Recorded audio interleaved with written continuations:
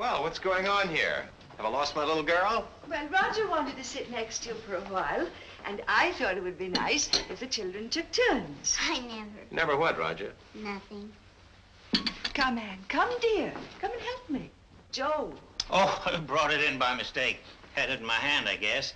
Nothing special in it. Want to look at the headlines, Charles? Thank you, Joe. Roger, don't make so much noise with your soup. If he holds his lips close together, he can draw it carefully, same as a horse. Ann, don't be disgusting. Mom, may I get my bread in it? Where's Charlie? She wanted to serve the dinner tonight. She'll be in a minute. You're right, Joe. Nothing special. Nothing special tonight. Oh, here she is. Here's my girl. I wonder how many hours you slept. If you could tell me the exact minute you went to sleep, the exact minute you woke up, then tell if you woke up in between, and how long you stayed awake each time you woke up, then I could tell you exactly You won't how be able to sleep tonight, Charlie. Nobody who sleeps all day can sleep all night, too. I slept all right. I kept dreaming. Perfect nightmares. About you, Uncle Charlie. Nightmares about me? Uh-huh. You were on a train, and I had a feeling you were running away from something. And when I saw you on the train, I felt terribly happy. Why, Charlie, how could you feel happy seeing Uncle Charles on a train? Goodness knows I don't want to see him on a train. I hope he stays here forever. Oh, well, he has to leave sometime. I mean, we all realize he has to leave sometime. We have to face the facts. I like people to face facts. And, well, we're not going to face any such facts as those. Oh, Ann, would you like to see the funnies? I'm too old for funnies. I read 2 books a week. I took a sacred oath I would. Besides, in this family, no one's allowed to read at the table. It isn't polite. Anne, don't correct your elders. She's right, Abby. I'm forgetting my manners. Joe, I'm going to blame this paper on you. Oh. Roger, go to the kitchen, look in the icebox, and bring me a big red bottle you'll find there. Oh, you can throw the paper away. Dad's read it, and you've read it, and we don't need to play any games with it tonight. And you can help Charlie carry in the vegetables. I saw that bottle when I was getting dinner. You know what St. Paul said? Take a little wine for thy stomach's sake. Wine for dinner. Sounds so gay. Charles, remember the time they had the champagne when the oldest Jones girl got married? This is sparkling burgundy. Well, one sip, and I'll be calling it sparkling burgundy. Maybe you better not take anything. Oh, imported. Charles, imported Frankie and his tweeds. And his loaded Cade. He's loaded everything.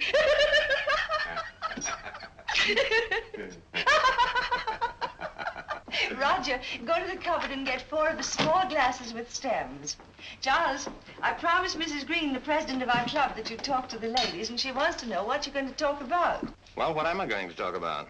Lecturers usually give them travel or current events, don't they? Oh, Charles, not current events. We get current events. What sort of an audience would it be? Oh, women like myself, busy with our homes, most of us. Women keep busy in towns like this. The cities, it's different. The cities are full of women, middle-aged widows, husbands dead, husbands who've spent their lives making fortunes, working and working. And then they die and leave their money to their wives, their silly wives. And what do the wives do, these useless women? You see them in the hotels, the best hotels every day by the thousands. Drinking the money, eating the money, losing the money at bridge, playing all day and all night, smelling of money. Proud of their jewelry, but of nothing else. Horrible. Faded, fat, greedy women. But they're alive. They're human beings. Are they? Are they, Charlie? Are they human or are they fat, wheezing animals? And what happens to animals when they get too fat and too old? Well, I seem to be making my speech right here. Well, for heaven's sake, don't talk about women like that in front of my club. You'll be tarred and feathered. The idea. And that nice Mrs. Potter's going to be there, too. She was asking me about you. The Greens are bringing her here to the little party I'm having for you after the lecture. Joe, it's Herbert. He always comes when we're eating. Good evening, Mrs. Newton. Good evening, Mr. Oakley. Good evening. Well, Herb, how's your mother? Oh, she's just middling. Oh. Had your dinner? I had mine an hour ago. You folks are getting pretty stylish. having dinner later every evening.